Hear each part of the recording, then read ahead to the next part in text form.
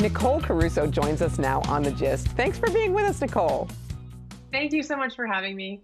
Excited to have you here on The Gist. So you're an author, you're a makeup artist, you're a beauty consultant, and most importantly, a mother of three. Can you tell our viewers just a little bit about yourself and your book, Worthy of Wearing? Of course. So I grew up right outside of New York City in Connecticut, and always wanted to work in style and fashion because my parents actually met in the industry. So It was something that was for a long time my dream job, and then actually I had my reversion into my faith as a young adult, as a 16-year-old.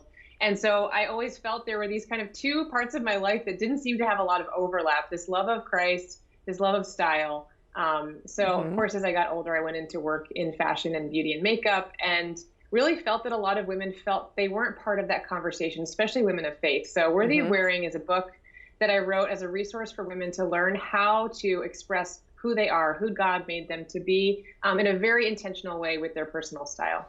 Right. Yeah. And I've really been inspired by it. I love everything that you shared in the book, but also on Instagram. So you've done some Instagram challenges where you have a hashtag Worthy of Wearing. Can you tell us what inspired you to start that and exactly what it is?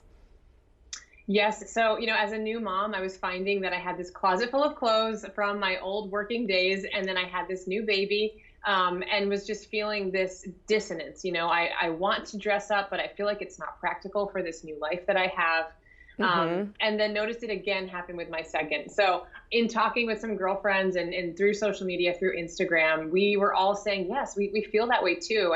And so Worthy of Wearing just came from this idea that we didn't feel worthy of wearing those things. We felt that they were too special or too nice for an ordinary day. And so in starting to work that habit and wear them, we noticed a lightness, and I noticed it in my own life, a lightness and a joy, and just feeling like I could delight in something as simple as a beautiful dress. Made my mom role much more joyful, and made my kids see the difference too. Yeah, I love that advice. And also, you do talk about this idea of Sunday best. And can you just elaborate a little bit about what you mean by that?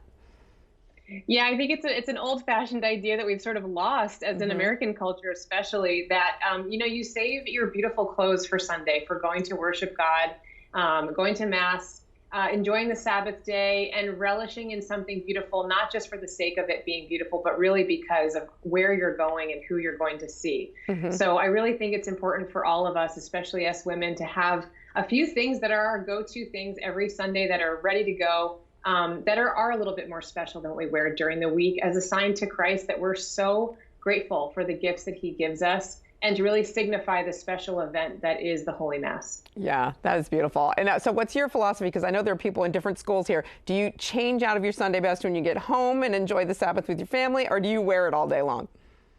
I've done both. I would have to say I prefer to change. I love to get my sweats on and have my full face of makeup, and maybe even keep on my jewelry. There's just something fun about that. But yeah. I've done both ones. It's both great. Yeah, both are okay. Yeah. So speaking of advice for women, do you have any advice for women who really are just looking to make a change in their wardrobe? Maybe they feel like they're in a rut. They don't even know where to begin. Do you have some advice for where they can get started?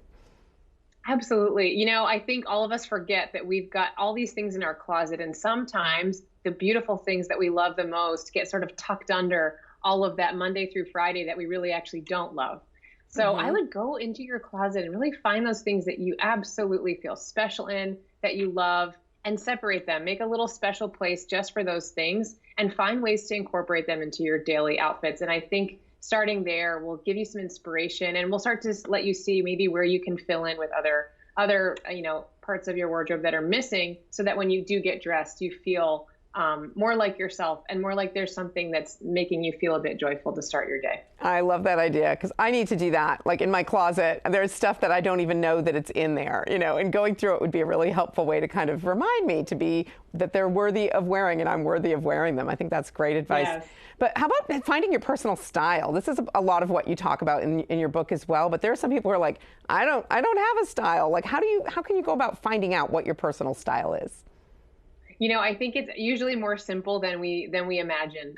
A lot of times the fashion industry loves to throw out all of these very existential forms of style. And I think real, true personal style is what is authentic to you, to the context of your life, to your state in life, to what brings you joy. Like, you're wearing this beautiful shade of pink right now, and it just looks fabulous on you. It's just finding those little things that you really feel like, you know what, I feel good in this. That's your personal style. And you can always fine tune, and we will through the different seasons of our life. Right. Okay. And then before we run out of time, I have to ask about makeup because you're also a makeup consultant. So if somebody doesn't even know where to start with makeup and they feel paralyzed and they're maybe interested in it, are there some basic things that you would recommend they begin with? I would always say great makeup starts with great skin. You have to take care of your skin, so make sure you're cleansing, make sure you're moisturizing and taking good care of, getting the dead skin off. So your face glows. And then from there, groom your brows, maybe put some blush on, a little bit of color in the lips. It can be a gloss or a very beautiful lipstick. Just something to add some freshness and brightness to your face. And I think you'll feel amazing. I love it. All right. So we've already talked about Instagram. Do you have a website also? Where can people go to learn more about Worthy of Wearing and follow you online? Absolutely. So you can actually go into worthyofwearing.com, and we have an Instagram just for that. And then I have a website, NicoleMCaruso.com, and my Instagram is NMCaruso. And that's where I share a little bit more of my life, recipes, reflections, all things like that. Also, the makeup tutorials, I love those.